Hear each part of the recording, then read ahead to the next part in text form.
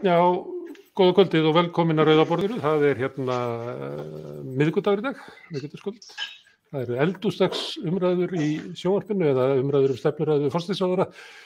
Þess vegna ætlum við að hafa hér bara skemmtilegri samtal. Það líka komin aðventa það og ég var að labba hingað upp yfir og það hérna vetrarstillur í Reykjavík sem í besta veðri í Reykjavík.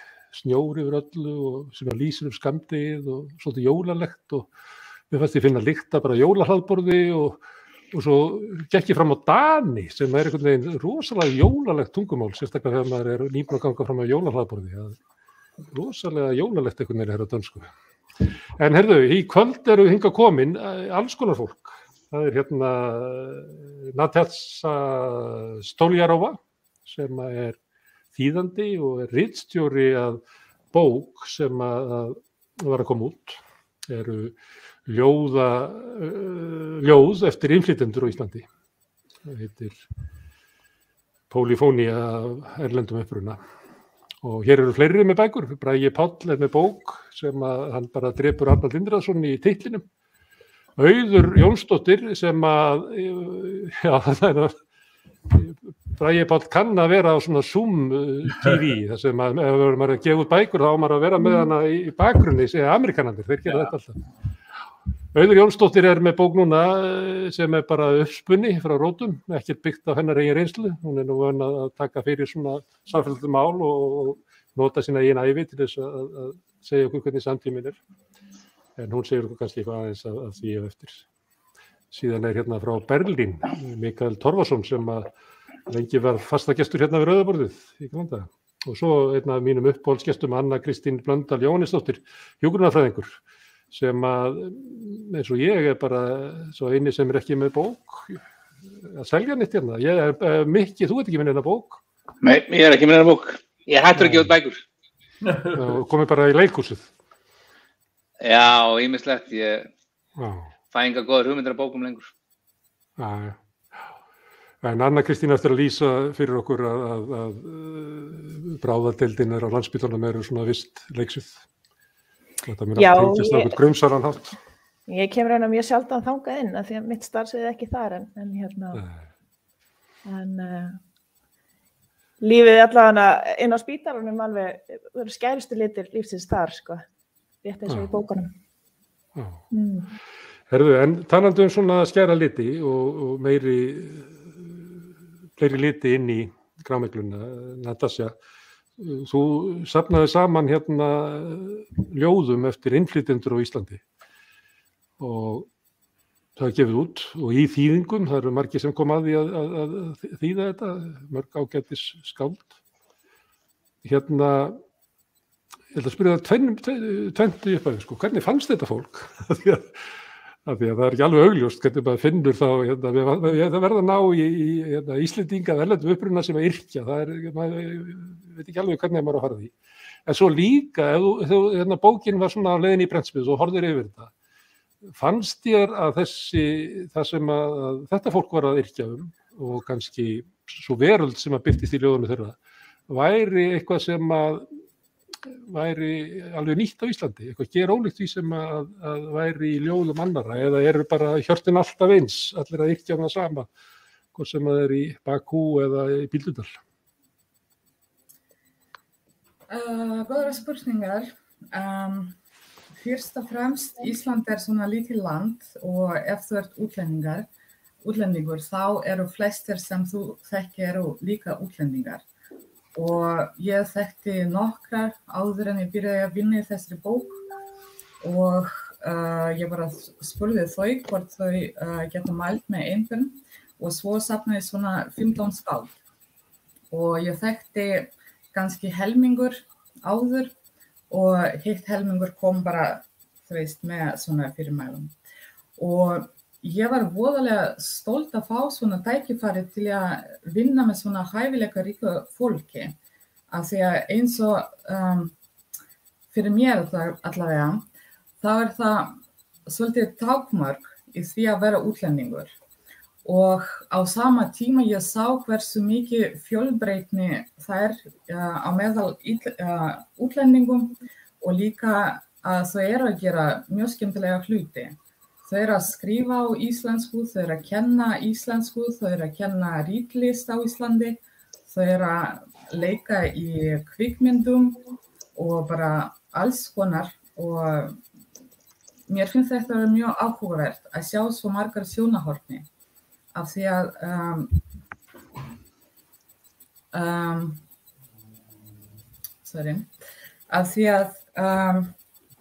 það svo margt sem fólk gat sagt og það svo mismunandi.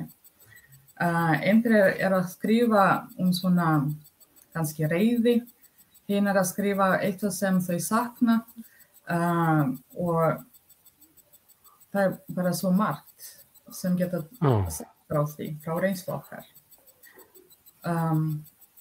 Og hvað var Má ég skjóta inn í, er þetta svona bók sem að banka upp á íslenskri menningu svona, vilt vera með eða er þetta svona, er þetta bara veröld sem að kannski tengist ekkert því sem að, þú veist, er ekkert verið að banka upp á eða neitt, þetta er bara tjaldað í garðinum eða, af því að þú nefndir að það mörg að þau að læra íslensku, sem að kenna íslensku, önnur að þýða, þannig að þetta kannski stór hluti að fólkin svona á svona vatnaskilum heims innflytjenda og svona, já hvað að segja, íslensk menningarheims.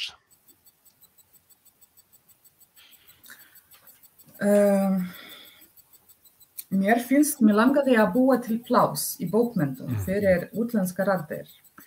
Og ég veit að það eru nokkrar skáld frá bókinni sem að gefa út sína bækur, eins og til dæmis Jakob. Hann komst á íslensku markað, eins og Elias Knör sem gaf út bók fyrir mörgum árum síðan. Þannig að mér langaði bara að sýna að það fólk sem hefur sína raddir, sína sögur og þau eiga pláss í bókmenntasenu á Íslandi. Og það ekkert nýtt, mér finnst það var beðið eftir svona bók af því að ef ég að vinna í bókabúðinni og ég sé hvað selst og innflytjandi bókmenntir, bæði erlendar og þýddar yfir á íslensku, þau eru alltaf í metsölulista og ef við sjáum í bókmenntahátíð í ár, þá var það Sasha Steinzich sem að skrifa innflytjandi bókmenntir. Það var Elif Shafak, það var Chimamanda Ngozi Adichie, það eru flestir rithöfundar sem voru að skrifa innflytjandi bókmenntir. Og mér finnst það bara nauðsynlegt og tímalegt að búa til svona bók, að sýna raddir af erlendum uppruna og bara byrja samvinnu. Af því að líka á meðan við vorum að vinna, allir sem voru ekki að skrifa á íslensku, þau voru með þýðendur. Og þýðendur oftast voru rithöfundar líka og það var samvinna í því og fólk kynntist aðeins betur hvort öðru. Þannig að mér finnst þetta meira svona, kannski svona manifesto-like verkefni. En það ekki þannig að innflytjendur eru bara, að svona þeirra sjónarhorn bara svona frjórra? Það oft þannig að sá sem svona með annan fótinn úti hefur svona glöggari sýn og getur það ekki bara verið ástæða fyrir því að innflytjenda bókmenntir eru mikið lesnar út allan heim, af því að það eitthvað svona power í stöðunni að vera innflytjandi, að þú sérð betur. Jú, aðeins þannig, mér finnst það líka smá tíska í því núna af því að það búið að tala hærri innflytjendur bæði þegar það var innflytjendakræsis í 2015 og eftir MeToo, það byrjaði aðeins að tala þetta meira í bókmenntum. Þannig að mér finnst þetta bara það sem við þurfum kannski að tala núna. Af því að það til, af því að það hluti af samfélaginu og 15% ekki lítið hluti. Þannig séð. Hvað segir þú, Auður? Ég svo margt sem ég langar að segja. Já, byrjaðu bara. Mér finnst þetta allt svo skemmtilega, þetta svo ótrúlega mikilvægt, bókmenntir innflytjenda, af því það svo margt sem við getum bara ekki fengið inn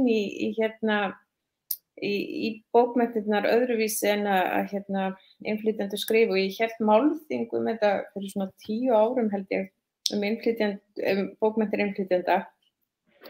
Ég man að það ætlaði bara að þakið af húsinu, því að umræðurnar fóru strax í að tala skopmyndirnar af Múhameð og þetta fór svona út víðan völl, en ég var rosa áhugasöm þetta af því að ég hafði sjálf reynt að skrifa bækur innflytjendur í Íslandi, mjög ung og naív, og ég man í einni bókinni þá setti ég mig í spor konu af erlendu bergi, brotnu, og ég komst að því að það væri mikið hræsni, það svolítið svona hvað sem að kalla menningarnám, eða ég get ekki gert það, svo þegar ég gerði tryggðapant þá gerði ég uppdiktuð lönd og uppdiktaða persónur algjörlega að því að ég hafði ekki ég var ekki aðstöðu til að fara að tala út frá menningarheimi annars, og þetta sem sagt, það svo mikið bara í nútíma menningu og hræringum í heiminum sem að við höfum bókmenntirnar þarna til að tjá,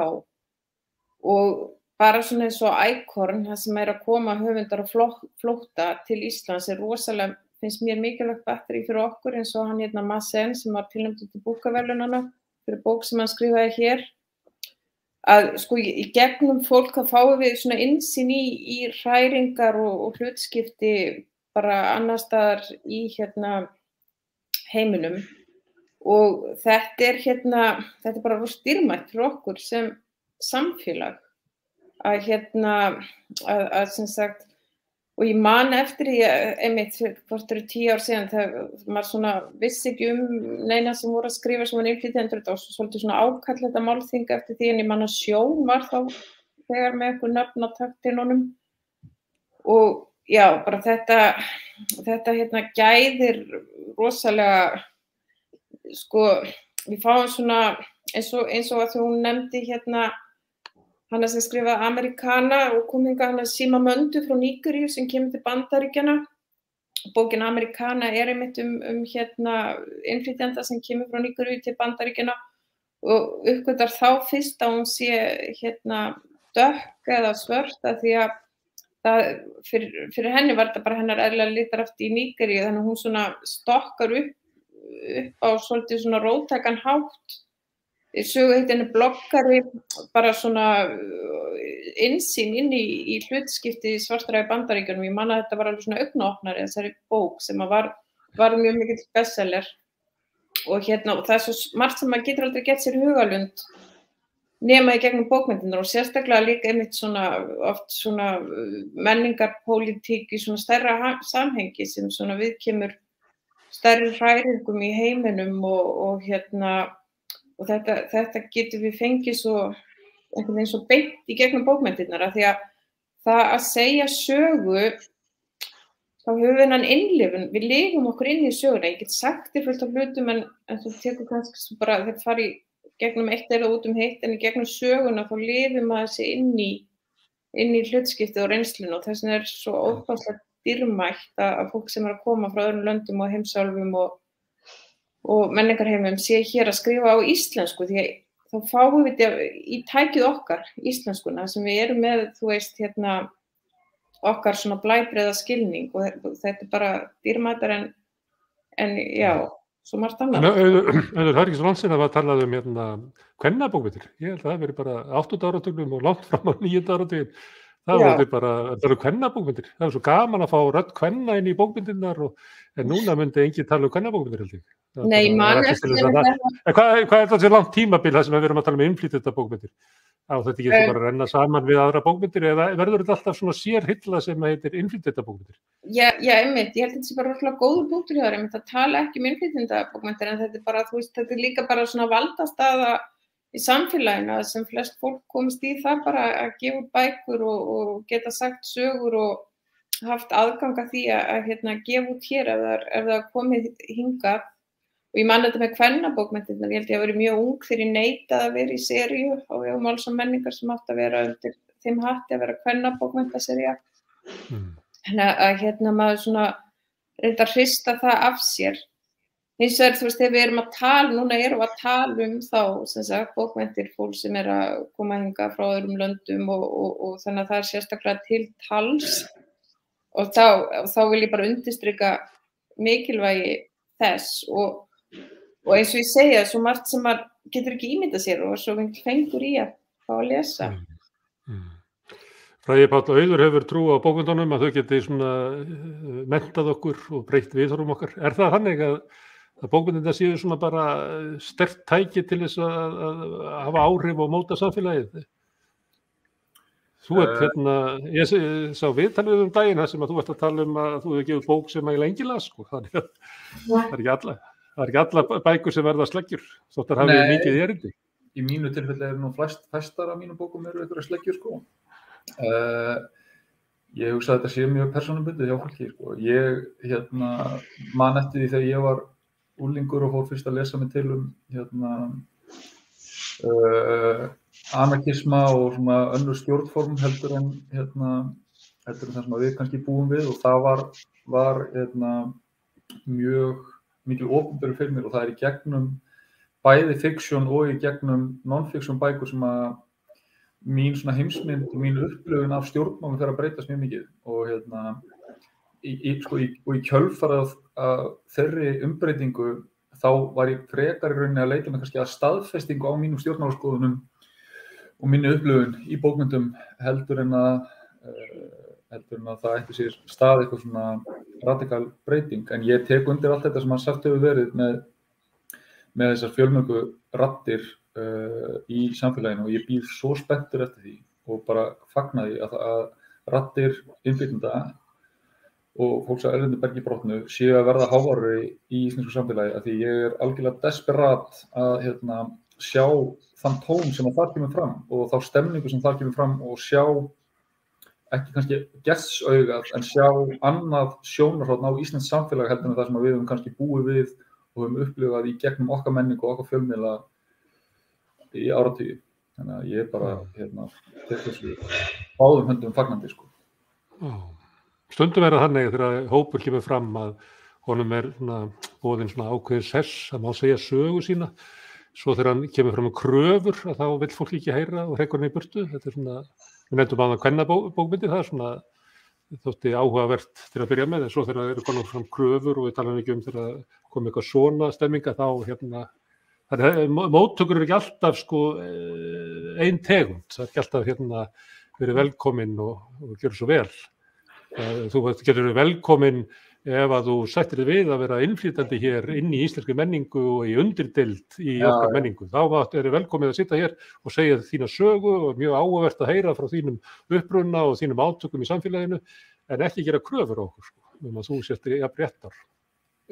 Já, sem sagt að bækurnar séu á forsendum meirihluta lesenda sem verður náttúrulega mun ekki vera, skilur við. Og það svolítið ásvonlegt og öll menning sem er einhvers konar handsperringja inn í ríkjandi ástand það er svo menning sem ég hef mest sótt í gegnum tíðina og ég hugsa að það sé þá bara algjörlega eðlilegt viðbragð líka að stöðnunin bregðist við breytingunni á þann hátt að bara alveg eins og allir ætlast til þess, ekki allir en fólk ætlast til þess að fólk í afgreiðslustörfum verði að tala ekki endilega lýtalausu íslensku en íslensku og þá förum við eflaust að ætlast til þess að höfundarnir okkar séu allir að tjá sig líka á sæmilega góðri íslensku og þetta sé allt saman prófarkalesi eftir kunstnarreglum og svo framvegis og en þú veist það er bara krafa sem að við eigum engan rétt á og það er einmitt þessi eins og þú veist það er minnst á þessi 15% áðan að hugsa sér þá verpingu sem að verða á tungumálinu ekki bara út af því heldur líka út af því að stór partur af okkar menningarneyslu í gegnum önnur tungumál heldur en okkar eigið og svo umbylting sem líka að verða út af því þannig mér finnst þetta bara mjög spennandi tímar og bara hlakka til að sjá hvað meira kemur út úr þessu.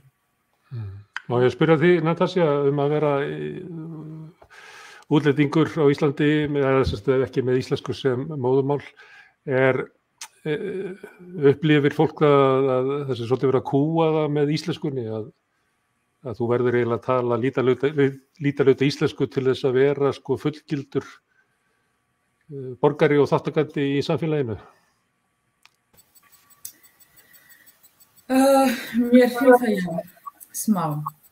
Allavega, það tekur mikið orku og tíma til að læra tungumál og ég byrjaði að læra íslensku í Rússlandi fyrir meira en 10 ár síðan. Ég tók 3 ára námskeið í íslensku áður en ég flutti hingað og svo kláraði ég BA í íslensku og fólk heldur áfram að tala ensku við mig, ekki eins mikið núna eins og það var í byrjunni og mér leið alltaf svo skrítið með því að ég eyði svo mikið orku til að tala tungumál ykkar og það bara 350.000 manns og enginn vil tala við mig. Það mjög skrítið og mér leið oft að íslenska með hreim svo nýtt fyrirbæri þannig að fólk hugsa að þetta bara erlend tungumál. Þau fatta ekki bara að þetta íslenska. Og svo líður mér þegar ég svara ensku eins og þú veist, þú ert ekki eins og við. Ef þú talar ekki fullkomnu íslensku þá ertu ekki með. Eitt og þannig. Kannski það þannig að við erum til að tala íslensku við eða þú talar perfekt íslensku, annars nennið við bara ekki sko. Að það eiginlega inntöku skilyrði að tala þetta algjörlega lítalaust. En ég svo forvitin að það sé, hvaðan ertu úr Rússlandi? Ég frá Moskvu. Já. Og byrjar að læra íslensku án þess að hafa komið hingað eða? Fyrstu fyrst áhuga á íslenskunni og svo á Íslandi? Já, ég byrjaði að læra íslensku áður en ég kom til Íslands. Ég hef aldrei verið á Íslandi þegar ég byrjaði. Og svo á öðru ári tók ég sumarnámskeið í íslensku hér. Og ég kláraði BA í blaðamennsku í Moskvu. Þannig já, ég hef bara mikið áhuga á tungumálum. Hefur eitthvað unnið sem blaðamaður hér eða? Nei, en ég skrifa svona greinar íslenska menningu fyrir svona rússnesk tímarit stundum. Ok. Herðu, Anna Kristín, þessi umbreyting í íslensku samfélagi að hafa verið einsleitt samfélag bara fyrir korteri síðan, yfir í að vera með 15+ % íbúana alls þar að. Þetta náttúrulega átök, ég meina, hluta verið átök í svona samfélagi sem breytist svona rætt. Bragi Páll talaði hvort að afgreiðslu fólk talaði íslensku, maður sér reglulega umræður þetta, sko. Það sem að lýsir, sko, óþoli Íslendinga að vera dottinn inn í heim sem að þeir reiknuðu ekki með. Skilur, átökin eru þeim megin frá. Það eldri maður sem að kaupa sér kaffi og sætti sig ekki við að tala ensku þar sem hann var vanur að tala íslensku. Þetta er bara lítið atriði. Hvernig gengur okkur í þessum umbreytingum á samfélaginu? Er þetta ekki bara gömul saga og ný? Ég meina, fólk talaði nú dönsku bara fyrir örfáum árum, sko. Og ég á skáömmu, eða svona bónusömmu á Stykkishólmi sem talar alltaf dönsku sunnudögum ennþá. Þannig að það náttúrulega, ég held að þetta sé, sko, að hafa ekki bara með það að tala íslensku að gera, heldur þetta hefur náttúrulega með að gera hvaðan fólk kemur. Maðurinn minn til dæmis sænskur og hefur búið yfir 10 ár og talar ekki lýtalausa íslensku, þá hann talar nú bara alveg mjög fína íslensku.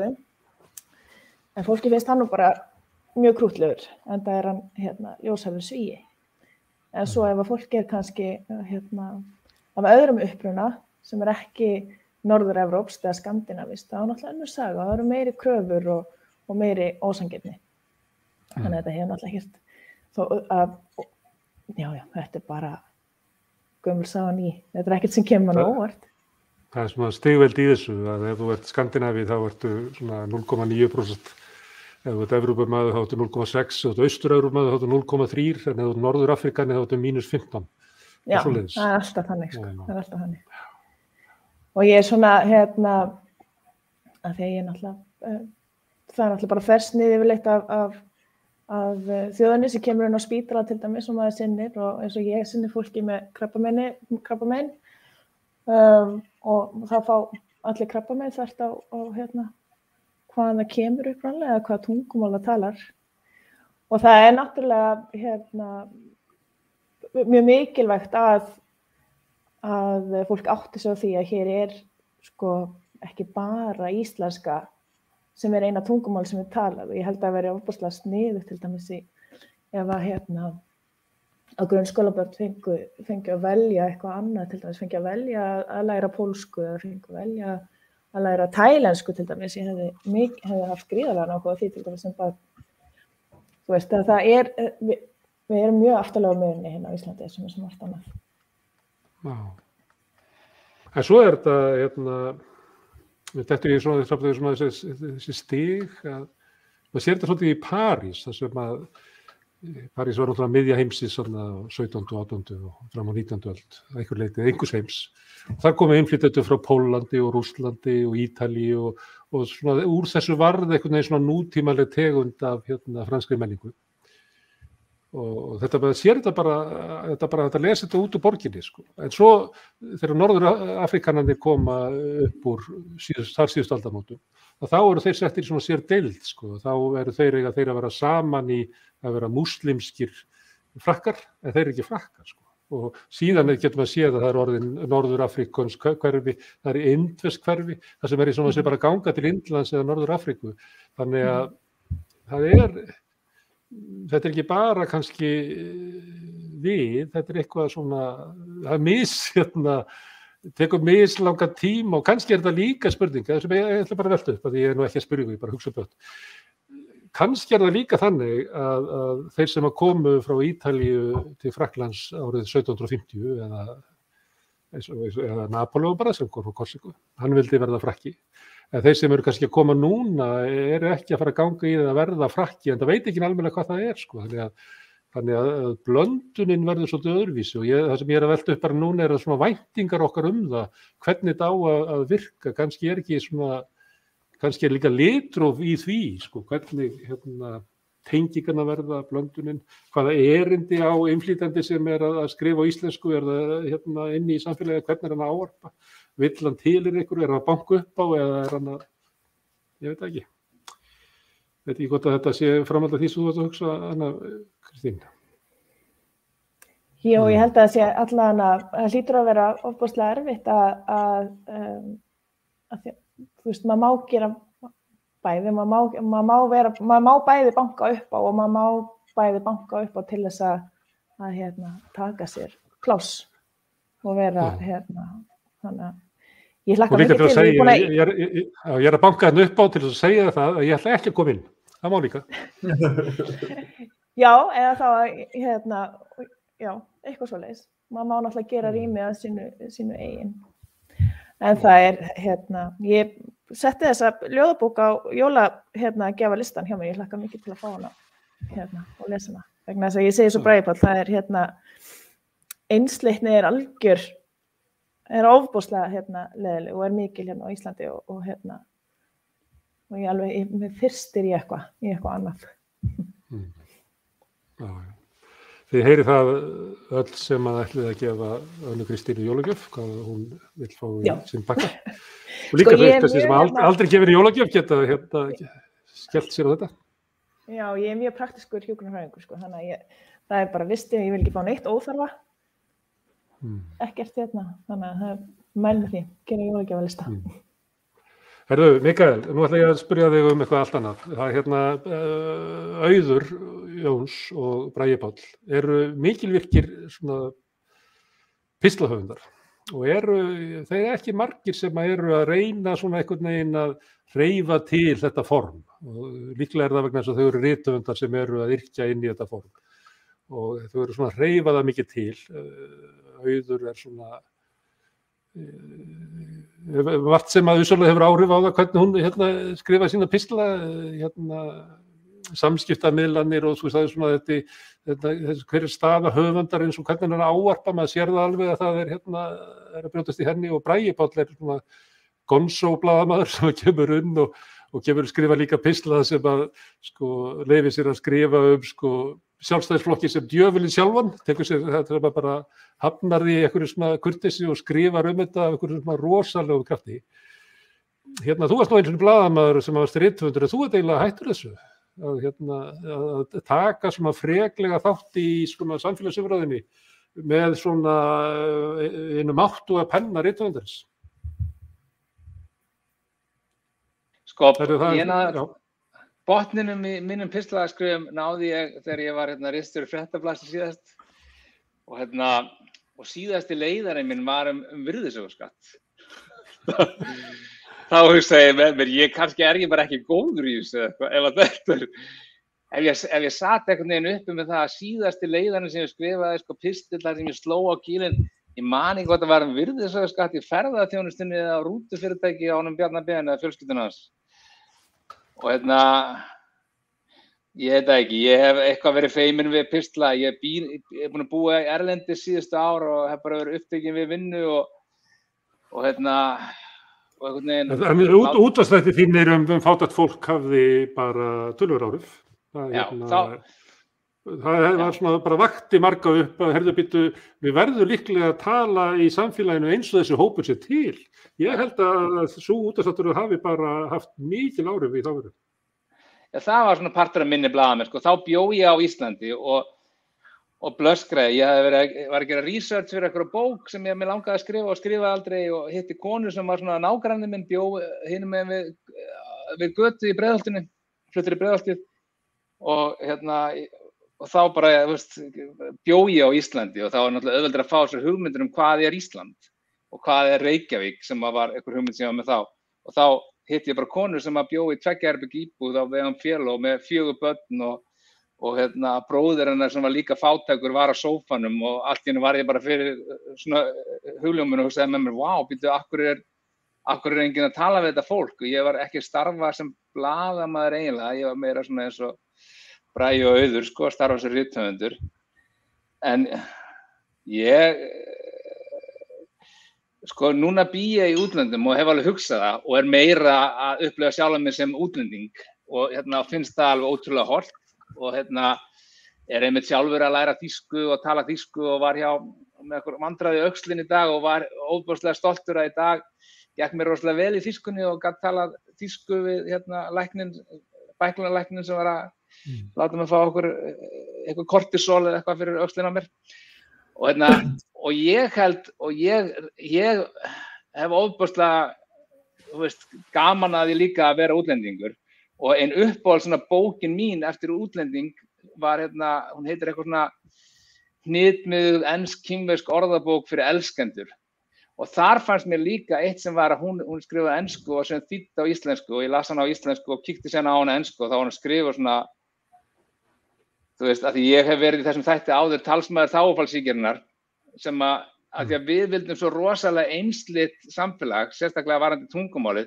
að við ofsóttum bara fólk úr Breiðholti eða eitthvað sem var með þágufallssýki, að því að við erum með svona menningu og menningakreðslu sem er kerfisbundið reynt að útiloka hópa og kemur bara,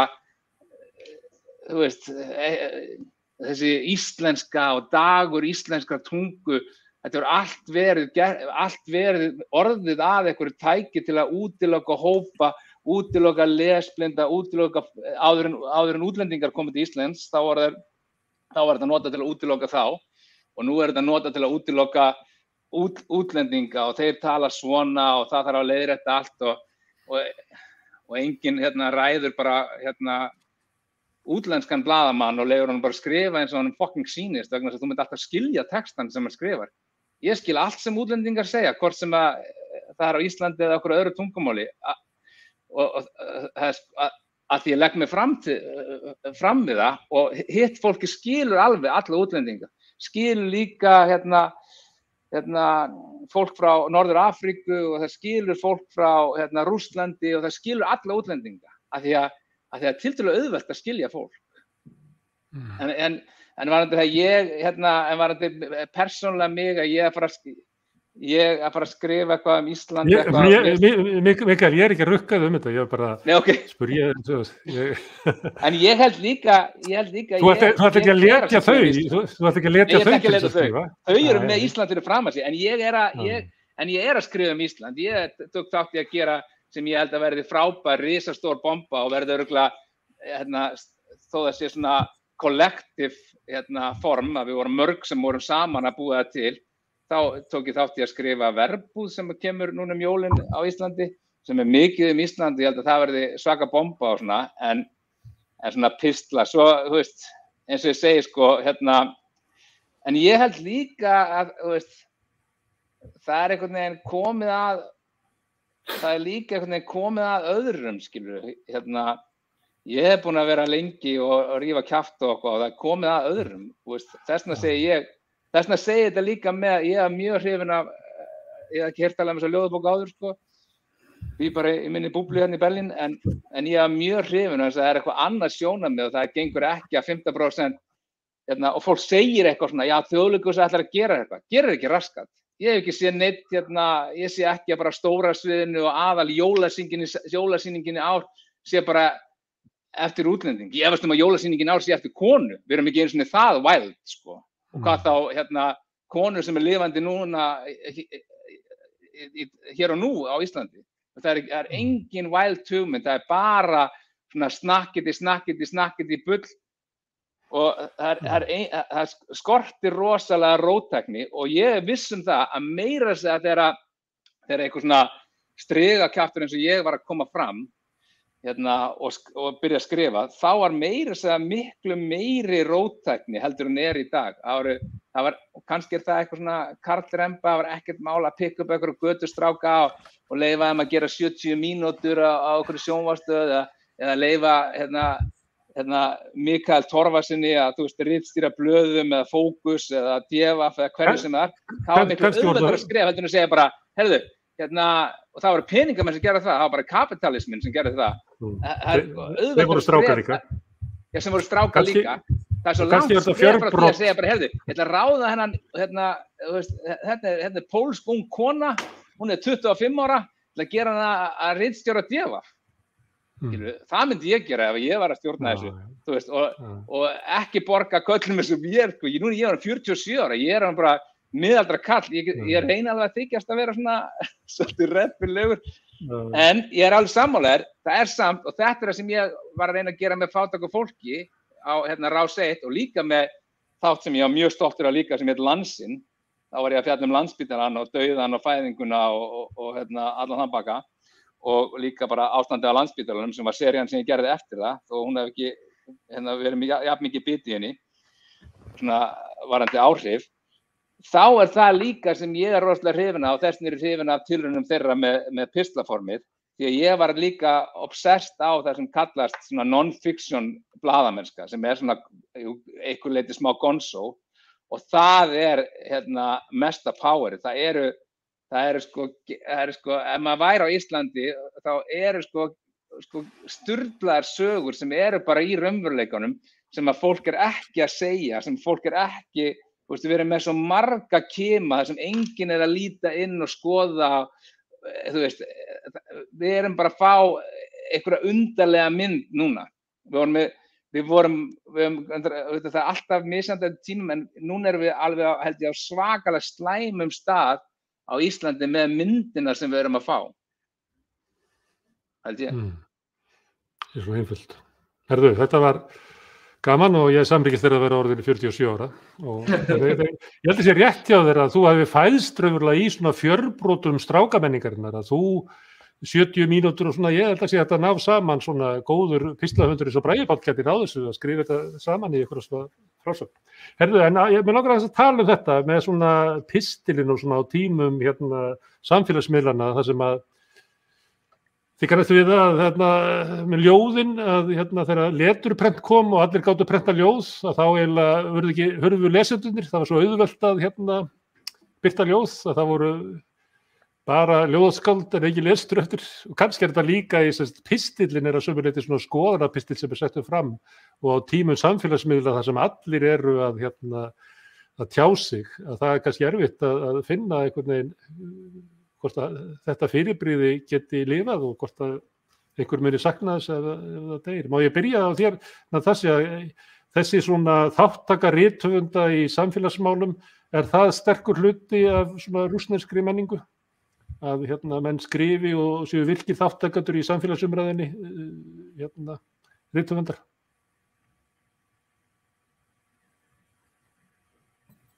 Ertu að tala svona innflytjandi bókmenntir í Rússlandi? Nei, bara almennt í Rússlandi að sko að fólk úr menningunni taki þátt í samfélagsumræðinni, leggi svona ekki bara í verkum sínum, ekki bara í leikhúsinu eða í bókunum sem það skrifar, eða heldur taki það þátt í sko pólitískri umræðu með svona pislum og öðru slíku. Blaðamennsku. Það mikið þannig í Rússlandi og það gengur misgott, myndi ég segja, af því að þetta Rússland og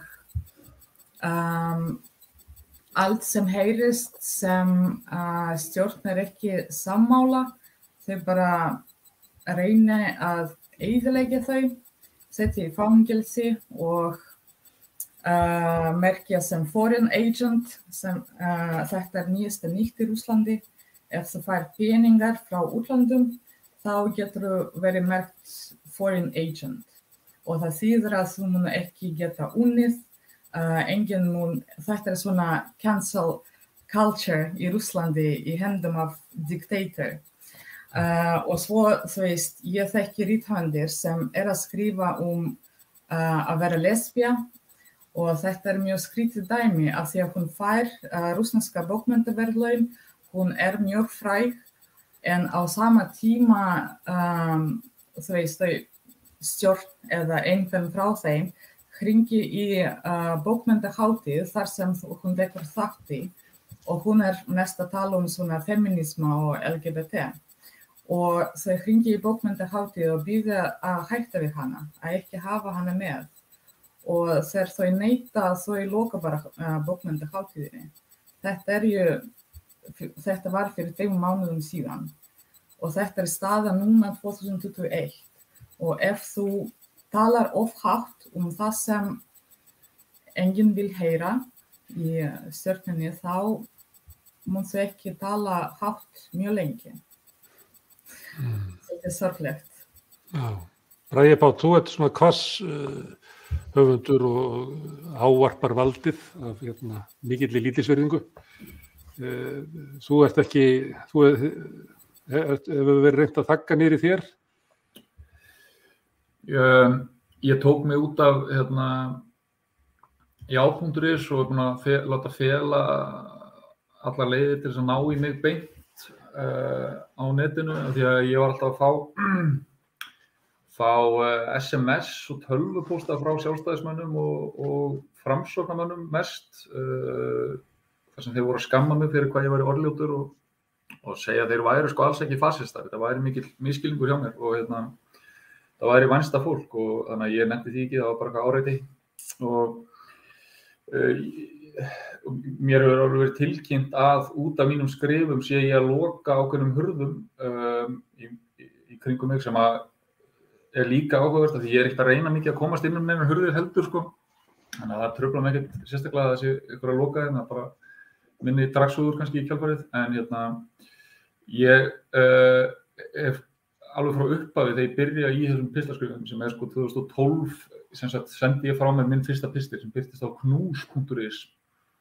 Þá hefur mér alltaf langað til þess að nota þetta verkfæri sem að ekki öllum aðgengilegt til þess að kýla upp fyrir mig og ég upplifi líka eins og Mikael kom mjög skemmtilega inn á áðan að valdið reynir mjög ofta að hefta okkur í tjáningu okkar og segja okkur hvernig við megum ekki tjá okkur og það ekki bara málfarslega eða stafsetningarlega, heldur líka orðaval og við megum ekki nota ákveðin orða því þau einhvern veginn búið að stimplaði hættuleg og dónaleg og þetta ruddarlegt og þú verður að vera málefnalegur sko, það alveg ofar öllu þetta að vera málefnalegur og mér finnst þetta bara eins og að biðja einhvern að vera málefnalegur meðan það verið að kýla þig í andlitið, skilurðu, og þú megir ekki verja þig í þeirri athöfn nema það sé málefnaleg aðgerð líka. Og þá málefnalegt í þeirri merkingu að það sé texti eða orðræða sem ekki hneykslar valhöll til dæmis? Já, til dæmis. Það að vera málefnalegur. Já, þú veist, þá ertu málefnalegur, skilurðu, og ég sé alveg ég ætla ekki að segja skoðana bræður og systur, en ég sé alveg fólk sem að kannski ekki ánægt með ríkjandi ástand en ofboðslega kurteist í því hvernig það setur skoðanir sína fram og það alveg ofboðslegt magn til af þessu fólki en það enginn að hlusta á það vegna þess að ég upplifa að það sé ekki mikið hlusta á það vegna þess að til þess að ég tengi við texta þá þarf að vera einhver ógn í honum og það þarf að vera einhver hiti í honum og ég þarf að upplifa að sá sem skrifar textan sé ekki fucking skít sama en það sem hann að skrifa. Að það sé einhver ástæða fyrir að viðkomandi sest niður við lyklaborðið og setur niður þessi orð sem hann er að setja niður. Og ég nenni bara ekki að gera sjálfur mér eða þeim sem að lesa það sem ég skrifa þann óleik að það sé að einhverja ástæðulausu sem ég er að skrifa þessu hluti. Ég vil að koma fram í textanum að ég sé ekki sama og að það sé að knýjandi þörf sem að ég set honum niður og það sé vegna þess að ég sé að upplifa eitthvað sko ekki milt, ég sé ekki að upplifa eitthvað svona, já, hér er nú kannski með skoðun á þessu sem ég tók upp á götunni eða heyrði eitthvað annan segja, þetta sé ég bara hvað er í gangi og getum við rætt þetta hérna. Og sérstaklega sko upplifði ég það eftir ég fór á hef farið nokkuð sinnum á landsfund Sjálfstæðisflokksins og fór tvisvar 2015 held ég á 18 og skrifaði þá upplifun mína og birti það samdægurs á vefnum og þar sem ég í rauninni að skrumskæla en ég get ekki annað en hlegið að Sjálfstæðismönnum. Það er bara fyrir mér eru þeir ekki aðeins fullkomlega gegnsæir og bjánalegir, þetta eru líka verða í kjölfarið svo hlægilegir að því þeir taka sér svo alvarlega og þeir upplifa sig svo ómissandi og fyrir mér verður þetta svo hlægilegt að því að þetta verður allt svo mikið leikhús, sérstaklega þú ert komin inn í Laugardalshöll og þú ert með músík og þú ert með ljós og þú ert með backdrop og þetta er svo mikið production, þetta er svo mikið sviðsetning og fyrir mér verður þetta svo bjánalegt og hlægilegt þegar að leiðtogaflokksins kom upp og það verið að klappa og það sérstakt lag Mr. Blue Sky sem alltaf að spila þegar að Bjarni búinn að flytja ræðum sína og þetta bara eins og Latibær eitthvað og sérstaklega 2018 held ég, það var í kjölfarið á uppreist æru málunum sem sprengdu þá ríkisstjórn og það var mér mjög ofarlega í huga þegar ég var á þessum fundi og mér fannst þetta mjög fyndið að bara allir helstu barnanýðinga landsins sem hafa fengið uppreista æru væru allir einhvern veginn tengdir Sjálfstæðisflokknum og hefur fengið uppreista æru í gegnum tengslin við Sjálfstæðisflokkinn og þetta var ég að skrifa, fannst mjög hlægilegt. Og þar fann ég allt í einu algjörlega óvænt fullkomlega veikan blett á þessu fólki vegna þess að það sem að fasistinn vill alls ekki er að hann sé hlægilegur. Hann vill vera valdmannslegur og þú sést pínlítið hræddur við hann og beri virðingu fyrir honum. Þetta er allt saman tilfinningar sem eru viðurkenndar, skilurðu. En leið þú bara hlærða á honum, bara smá bara eins og Chaplin gerir kannski í Great Dictator, þá er það allt í einu orðið tabú. Það er, þú mátt vera reiður og öskra að þú ert meira helvítis fíflið, Bjarni Ben. En leið þú segir, þú ert bara trúður og við sjáum þetta í gegnum þig, skilurðu. Þá er það ekki nógu fínt. Og orðið dónalegt eða orðið ómálefnilegt heldur en reiðin sem ég get ekki alveg útskýrt það, þetta vil ég það alls ekki. En hefur ekki verið sagt við þig, Bragi, að þú hefði nú alveg getað sleppt þessu því að myndir nú ganga ýmislegt betur ef þú hefði bara látið þetta vera?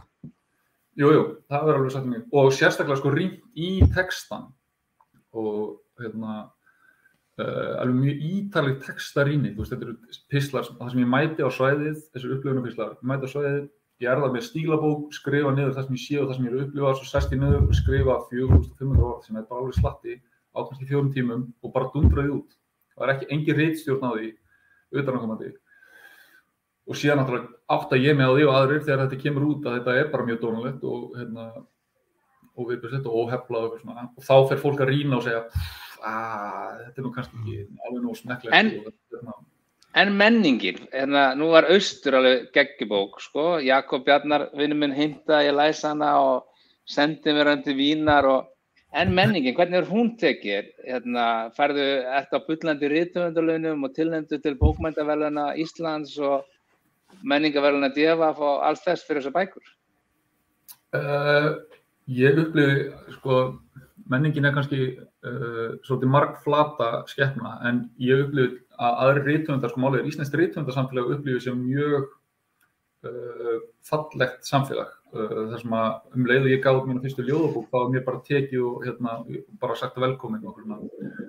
Og þú veist, ég náttúrulega einhver svona stælakall með einhverja stæla í bókunum mínum og það eru aðrir höfundar sem eru á svipuðum nótum og það er alveg einhvern veginn viðurkennt og samþykkt, sko. En ég hef ekki verið tilnefnd til neinna verðlauna nóttum, ég náttúrulega kannski líka þetta eru bara 2 skáldsögur sem ég gefið út og það kannski svo fyrri svona var svolítið skotin í fótinn og ég var tilnefndur reyndar til verðlauna sem heita Rauða hrafnsfjöðurinn 2019 fyrir Austur sem eru verðlaun sem að íslenski pervertar hafa komið á fyrir bestu kynlífslýsingu í skáldverki en síðan út af COVID var það ekki verðlaunin voru þetta afhent og þau virðast bara hafa lognast út að þau hafa kannski fengið COVID sko og dáið bara í kjölfarið en það er eina tilnefningi sem ég fengið og ég var að renna yfir áðan tilnefningar til bókmenntaverðlaunanna núna og finnst það bara mjög hressandi og krassandi og bara alls konar spennandi sem að gerast þar, Svikaskáld, Kamilla Einars og þarna fólk sem að gera mjög radikal og skemmtilega tilraunir og bara alls konar brjóta formið, þú veist 6 konur saman með eina bók, þú veist, þetta bara ógeðslega skemmtilegt, þannig það alls konar í gangi, sko. En ég hef kannski ekki orðið var við það, það hefur eitthvað verið skellt á mig út af þessum stælum í mér, sko. Nei, en ef að einhver af þessum íslensku pervertum sem að halda út í Rauðri hrafnsfjöðurinni að hlusta þá verður gott að þið getur komið verðlaununum til skila til þess bragðafólks. Herðu, Auður, þú ert að skrifa pistla og þetta svona jafnvægislist að hvað má maður segja, ég held að hafa verið að skrifa pistil fyrir einhvern veginn í sumar sem að bara góðu hluti inngangsins snerist það hvort að þú mættir fara inn á þessu brautir sem að tengdust eitthvað þessum háskalegu slaufunarmenningu. Það var eitthvað á því svæði. Ég man að sko, hluti af pistlinum snerist það sko, hvar má ég vera á þessu svæði? Sko, já, ég minnst oft bara gaman að velta svona upp í pistlunum sjálfum. Ég er búin að skrifa stanslaust pistla síðan 2002-2003 í alls konar fjölmiðla. Þannig að þetta verður svo mikið hluti bara mindsetin og hugsunin að skrifa í pislaforminu, bara til að krafla sér til skilnings. Mér langar aðeins að finna þetta samt saman að sko, skrif eru svo mikil valdefling. Sko, fyrir mér eru þau svolítið svona leið til að brjóta upp veruleikann.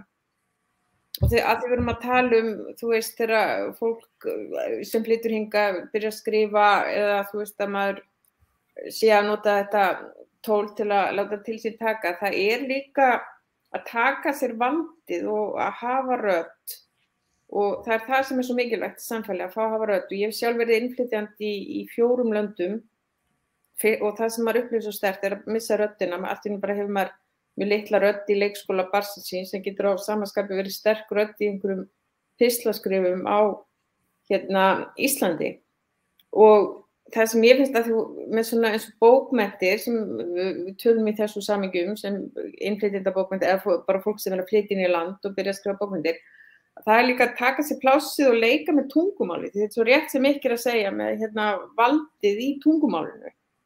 Það svo mikið og það, þú veist hvort sem við tölum kvenlæga eða karllæga eða stétta eða þú sé settir niður í rökræðum að því þú notar þáfallsíki eitthvað, en maður tekur svona bækur bara eins og eftir Sadie Smith eða Salman Rushdie eða eitt sænskan sem ég man ekki hvað heitir mjög stórtækur þarna, þá það að taka tungumál og gæða það með sínu tungumáli, búið til Jamaica-ensku eða búið til arabískt skotna sænsku eða taka íslenskuna og þenja hana út, búið til ný orð og svona bregð og leik og ég hef stundum gert þetta svolítið í öðrum löndum að taka einhver svona orð og búið til ný íslensk orð úr þeim eða svona sprengja utan að nota tungumál og það til skáldkona sem heitir Yoko Tawada sem skrifa bæði á þýsku og japansku og svo setur hún alltaf á annað málið en fyrir vikið þenur hún svo út hugarheiminn og þarna skrifin, þau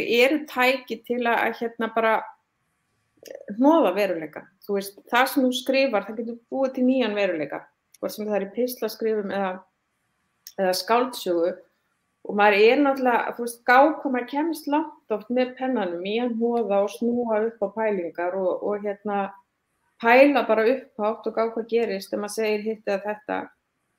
Og og þar kannski, þú veist, eins og hér, maður kannski ákveðinu valdastöðu ef maður bara, þú veist, hefur fengið að vinna við bara að skrifa þessu máli lengi og þetta svo mikið tæki til að nota þannig, en maður náttúrulega kemur sér endalaust í vandræði og ég hef ekki alveg tölu á öllum vandræðaskiptunum eða flækjunum sem ég lenti í út að skrifum. Ég flækt mjög mikið mitt líf í þessu litla samfélagi með því að skrifa pistla.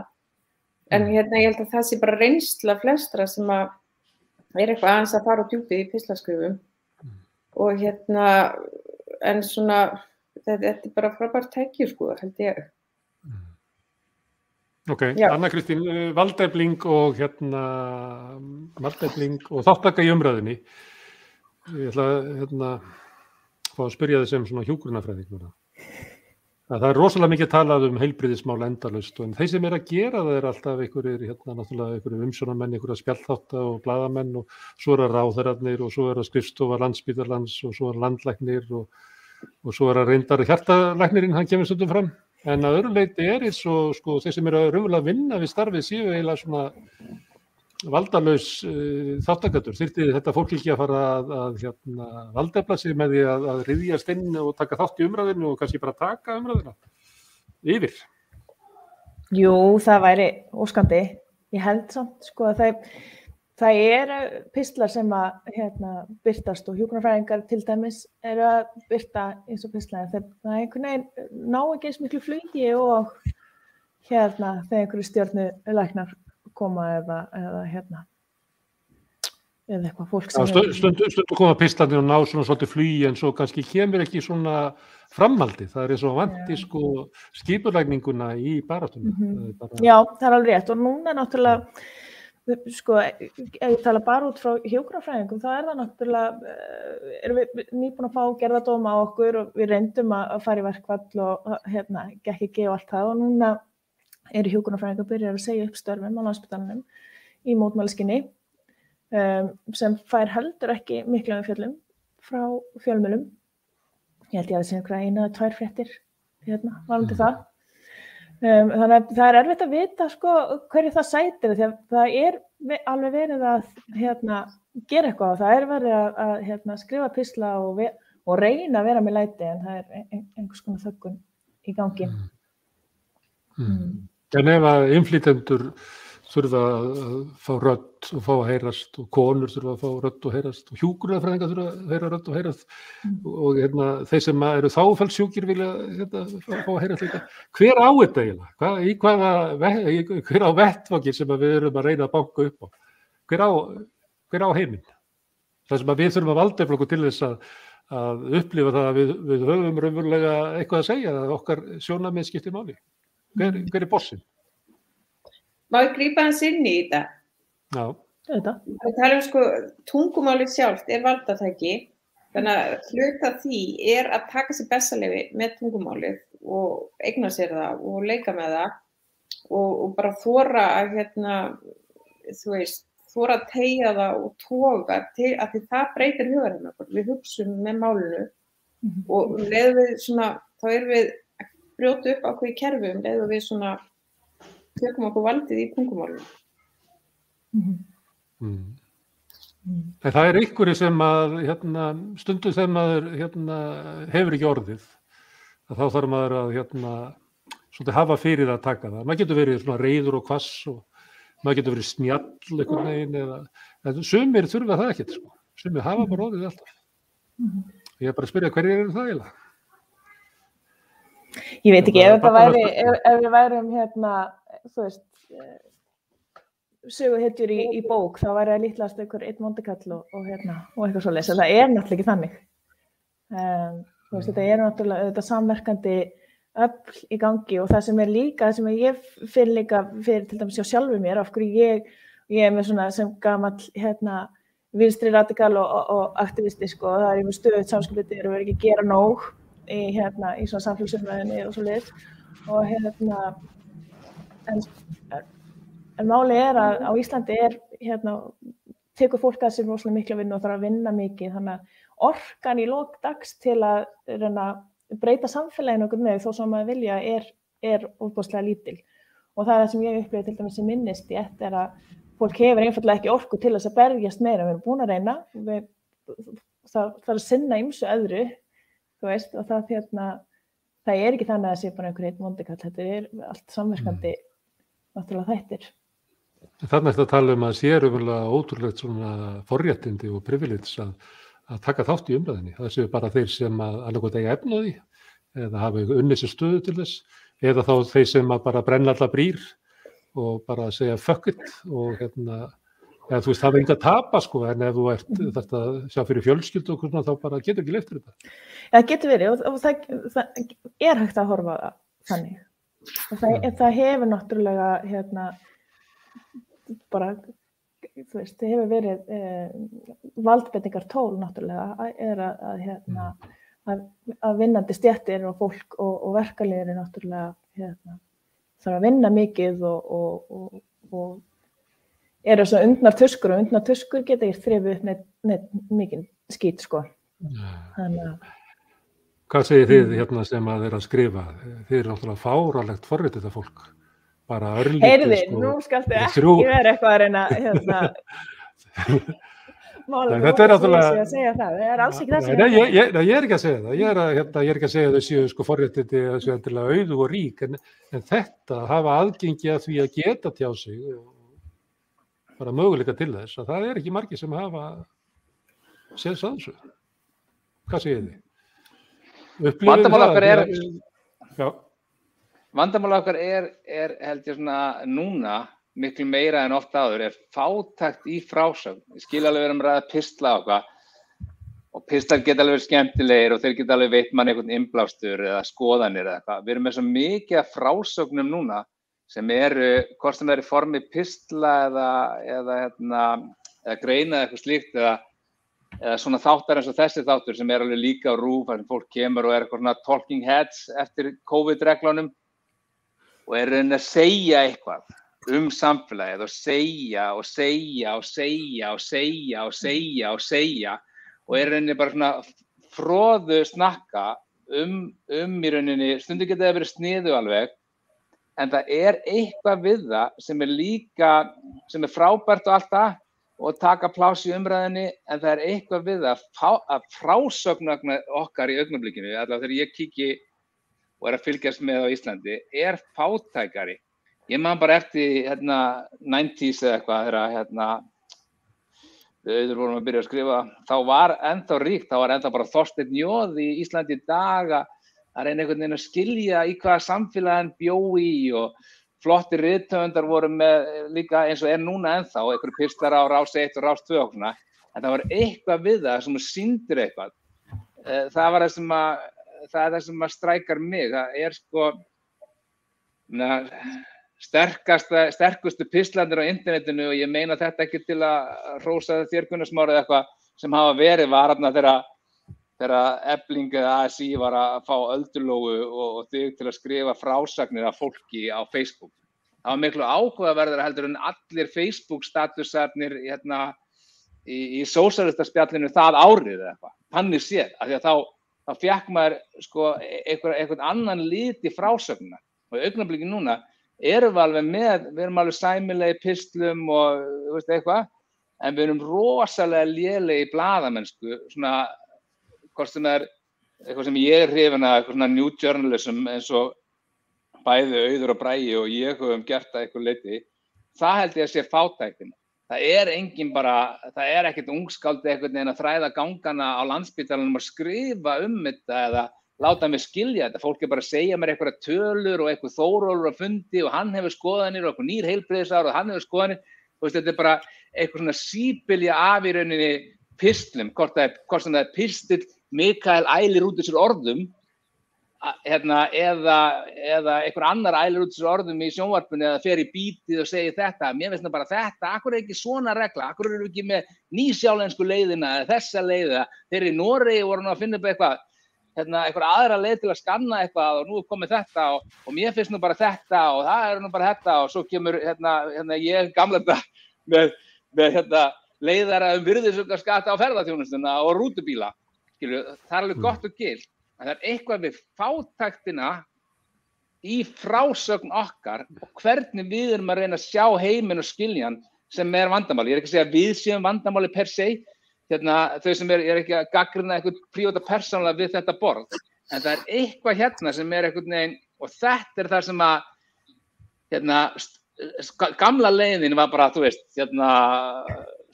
stóra skáldsagan, var að skrifa bara stórkostlegu íslensku skáldsögu, nú fáið að vita hvað samfélagið okkar að því að stóri rithöfundurinn búinn að skrifa það bók. Og það virka alveg eitthvað tíma, en það eitthvað núna, þú veist, það sem að við erum bara, já, við erum að missa, við erum ekki að gera þetta nógu vel, þetta, og sérstaklega ekki einhverju stóri miðlar sem eiga pening, sko, eins og RÚV sem bara einhver ruslakista af, sko, og ef það á einhver umræðina, og umræðan, þá er það bara Egill Helgason eða eitthvað, svo ég kommentir á það, en það held ég að sé vandamáli, það ekki verið að, sko, spandera peningunum í að reyna einhvern veginn að sýna okkur, hvort sem það með orðum eða í myndum, eða vídeó, sýna okkur hver við erum. Þú veist, þar liggur við, það verið að segja okkur hver við erum eða segja okkur hvernig þetta gert þarna, hvernig þetta gæti verið gert og akkur, en það ekki verið að sýna okkur nógu mikið, held ég, og það held ég að sé fátæktum við umræðina og þess vegna getur spurt, þú veist, hjúkrunarfræðing, akkur náið ekki í gegn, þú veist, það því að bara, það ekki verið að segja söguna, það bara verið að, þú veist, það skrifur eitthvað grein og hún fer eitthvað og verður að eitthvað eldur þessi grein og hún á vísir.is í einn dag, en það hefur ekkert með, þú veist, við náum ekki, þú veist, bara, þú veist, samkennd og samúð og við náum ekki að skilja hver við erum, þú veist, það bara það hefur verið meiri átt að máli í íslenskum fjölmiðlum að drullast til að finna einn með COVID eða eitthvað, að reyna að fjalla eitthvað, hvaða tíma við lifum eða börnin sem flösnuðu upp á fótbolta eða krakkana sem gátu ekki þetta eða fólki sem misti draumana sína, þú veist, okkur okkur bara ekki að takast að segja þessa sögu. Það held ég að ég sé, þetta sé eitthvað fátækt í frásögn. Ja, þetta líka ég er sammálaður, Mikael, en ég held að þetta sé ekki fátækt, ég held að þetta sé ofgnótt. Við fáum endalausar upplýsingar í gegnum samfélagsmiðla og í gegnum fréttamiðlana. Það endalausir skoðanapistlar. Maður lesi eitthvað skoðanapistil og hann getur verið mjög fínn og vel skrifaður og líklegast að skrifaður á Gunnarsmanna, þegar Gunnarsmann er mjög duglegur að skrifa pislana. En þeir staldra ekki lengi við vegna þess að það er svo mikið, því svo komin annan pistil, sko, sem hefur með eitthvað annað mikilvægt að gera. Vist, ég held að þurfi ekki einhverja kanónu, sko, ritsnilling til þess að ná í gegn. Ég held að það sé, sko, það er ofgnótt. Já, það er svo skjókleina. Ég var að tala um pistla, sko, og var að hæla Auði og Braga Pál fyrir. Þau eru ekki að skrifa svona beint svona skoðanapistla, sko, og það sem ég var að tala um pistla eiginlega, Bragi var að tala um hann hefði mekst í að lesa svona non-fiction bækur, af því að svo mikið til svona raunverulegum sögum í heiminum og ég veit að það bækur sem hafa helst hrifið Mikael á undanförnum árum með svona non-fiction bækur, það sem eru sagðar, sko, raunverulegar sögur fólk, sko. Já, ég var að tala um pistla, það var mjög breytt. Það var mjög breytt, sko. Ég vildi alls ekki beinast að neinu við þetta borð vegna þess að ég þekki bæði Braga og Auði og ég veit að þau eru kannski outliers eða eitthvað, þau eru, en ég bara að tala um svona almennt og þau, ég veit ekki hvort þau starfi yfir höfuð á fjölmiðlum eitthvað, ég bara að tala um almennt sko, þú veist bara, hver við erum bara einhver, þú veist, ég meina, hver er einhver Þorsteinn Njóð í dag eða einhver sem, fólk sem var einnig bara fjölmiðlamenn, / blaðamenn en voru bara einhvern veginn stórkostlegir, maður getur alveg sagt listamenn, eða stórkostlegir að leita að því hver við værum og það bara ekki eins mikið value í því, þetta allavega ekki núna, kannski það því að, þú veist, fjölmiðlunum finnst þér ekki að hafa eitthvað point með það þegar það með samfélagsmiðla, en ég held að sé, eins og þú nefndir eitthvað fátækt fólk á þann sem ég gerði þarna á Rás 1, það var svona, þú veist, það sem að, þú veist, ástæðan fyrir það hafði eitthvað impact að það snerist aldrei mig og var ekki eins og briljantli gert eða neitt, skilju, hafði ekkert með mig að gera, heldur bara frásögn fólksins sem talaði, sem var einhvern veginn, settum mikrofót framan í það var alveg nóg. Það þurfti ekkert mikið annað að gera. Og það það sem ég held að sé, það það sem ég tala sko fátækt í frásögn og ég held að það sé, veistu, kannski einhverjir að reyna þessu podcasti, veist, ég nú ekki alveg inn í þessu alveg specialisti í þessum viðtölum, eigin konur og alls konar viðtöl sem í gangi, sem alveg mjög fín, þannig að veist, það eitthvað verið, en það ekki, veist, kannski eitthvað, veist, það má alveg gagnrýna mig fyrir að vera með eitthvað nostalgíu og allt það verið frábært þá, sem það var ekki, sko, en það var allavega svona frjórri, farvegur fyrir blaðamenn og rithöfundar fengu að gera meira í fjölmiðlum og það var bara, veist, það var líka alveg ofgnótt efni þá, sko, það var alveg 6-7 dagblöð eitthvað fáránlegt og það var nóga sjónvarpsstöðum og menn hömuðust við að stofna nýjar sjónvarpsstöðar með þess að til að stofna Skjá 1 og alls konar sjónvarpsstöðar og Stöð 3 að reyna það og þannig að það var alveg líka ofgnótt af öllu þá, sko. Herðu, Auður, þú ætlar að segja eitthvað? Já, sko, mér finnst vanta svolítið bara leikinn og leitina í fjölmiðla, þú veist, ég held að fjölmiðlarnir hafi verið skemmtlegri fyrir 20 árum síðan og ég held að sé engin nostalgía og þetta einmitt, þú veist, þetta svolítið sterilt núna og það gefst lítið space, það er svo lítið peningur sem maður fær fyrir að skrifa í fjölmiðla og það er svo leiðilegt því þetta space sem getur verið alveg bókmenntalegt og skáldsagan og þá ég meina bara það getur verið algjörlega veruleikinn og allt en bara tökin sem maður fær að fara með inn í það og mér finnst líka bara miklu meira að hræra saman, þú veist, bara æða út í þjóðfélagi með heimspekilegar spurningar eða hræra saman bara lífinu og fræðunum og einhvern veginn opna þetta allt upp og þetta alveg satt sem ég segir, þetta alveg bara, þetta mjög sterilt núna, einhvern veginn landslagið í fjölmiðlunum. Herðu, en það vill svo til að í þættinum, að því að við erum að tala fjölmiðla og hvernig íslenski fjölmiðlar eru, að við erum með menntaðan blaðamann frá Rússlandi sem að ætlar að segja okkur frá því. Hvað segir Natasja? Hvernig eru íslenski fjölmiðlar? Það er mút, það er góð. Nei, það er komið lag. Mér finnst það smá krúttlegt. Svona komandi frá Rússlandi þar sem hver einasta frétt bara svona, oh my god. Hér að sjá svona góður dagur í Nauthólsvík í Morgunblaðinu. Það bara, en á sama tíma ég alveg sammála að það mjög styril. Að svona blaðamennska mjög sterkt í Rússlandi og ég fylgjast aðeins með það, sérstaklega núna og það líka svolítið hættuleg vinna að vera blaðamaður og það ju voðalega geggjaðar sögur og hvernig eru þau að tala þar og bara mjög mikilvæga hluti bara að því að það svo mikið óréttlæti í Rússlandi og mér finnst mjög áhugavert að sjá hvernig fólk getur unnið með upplýsingum og segja frásögur og vera að búa til pláss fyrir svona raddir sem geta ekki talað sjálf en á sama tíma það líka sama vandamál af því að það ju censorship og það mun aldrei vera í sjónvarpinu og það mikið í gangi á YouTube til dæmis núna en þau sem að horfa á sjónvarp þau mun aldrei heyra fólk sem tala á YouTube kynslóðsforeldrar mína þau fer ekki á YouTube þau horfa bara sjónvarp og það bara ein svona sjónarhorn.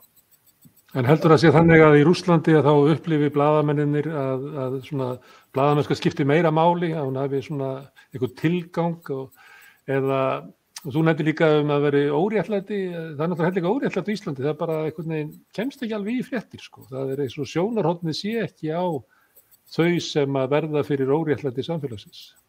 Heldur það sé munur þannig?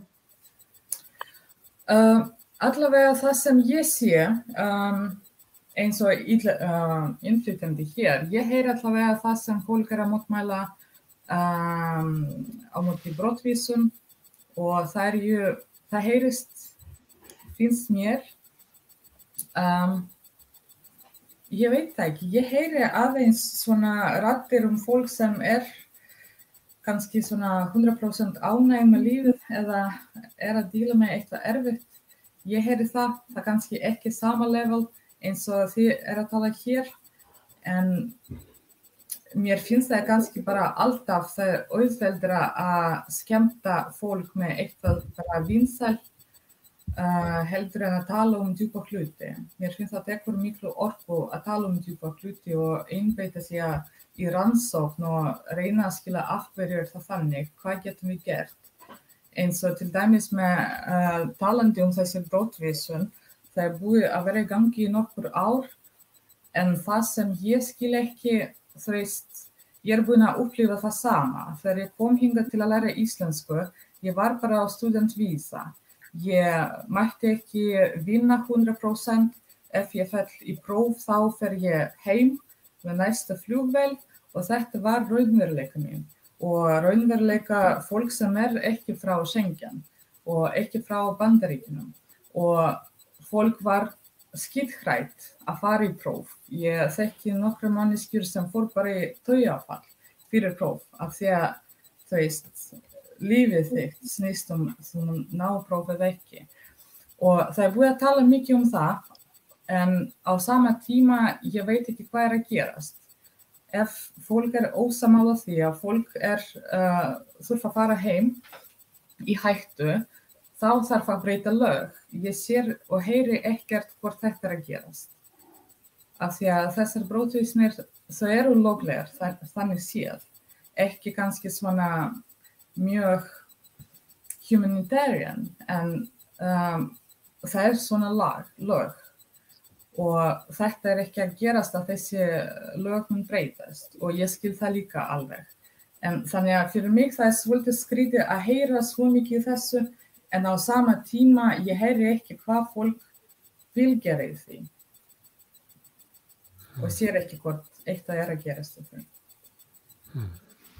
Herðu, Natasja, ég þakka fyrir að koma Rauða borðinu sem reyndar ekki til það er verið að gera við stúdíóið þessum ég fram á gangi og ég þakka ykkur líka kærlega fyrir Auður, Bragi, Anna Kristín og Mikael og það 1. desember í dag, það fullveldisdagurinn og á RÚV núna þegar þetta sett út að þá umræðu stefnuræðu forsætisráðherra.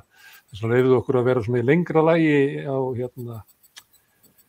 Rauða borðinu. Þetta svona stefnulaus umræða ýmislegt á Íslandi. Þetta var Ég var gaman að þessu og ég vona að þegar ykkur hefur gaman að koma hingað og kannski ykkur að hlusta okkur að vera að tala saman. Rauða borðið verður svo aftur á morgun klukkan 8.